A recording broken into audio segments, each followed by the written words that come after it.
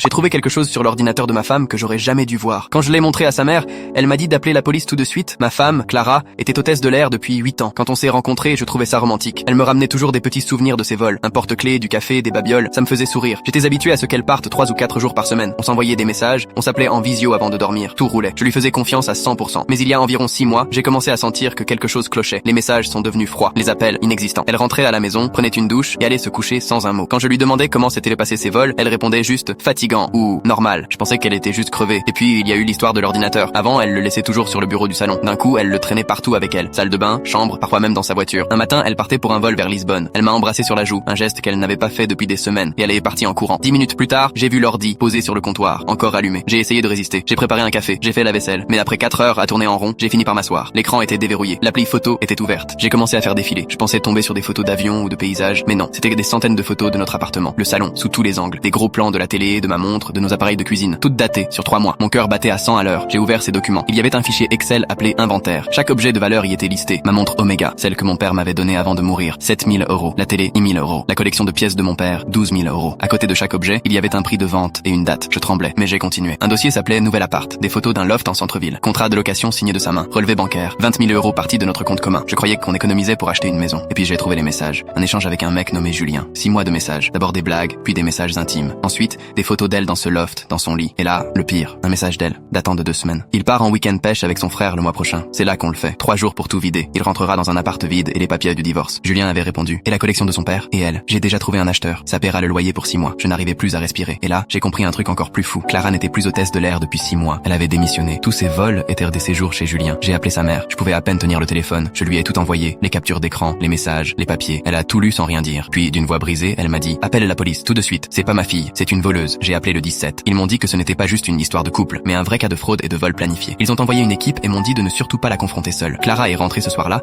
vers 20h, avec sa valise à roulettes et son uniforme d'hôtesse qu'elle gardait juste pour faire semblant. Elle souriait. Elle est entrée dans le salon et s'est figée. 3 policiers, sa mère en pleurs sur le canapé et moi avec l'ordi ouvert. Elle n'avait pas l'air effrayée, juste agacée. T'es sérieux? T'as fouillé dans mon ordi? Sa mère s'est levée, les larmes aux yeux. Clara Marie, qu'est-ce que t'as fait? Les flics l'ont arrêtée sur place. Fraude, vol, escroquerie. Pendant qu'il lui passait les menottes, elle m'a regardé droit dans les yeux et a dit d'une voix glaciale: T'étais pas censé le découvrir comme ça.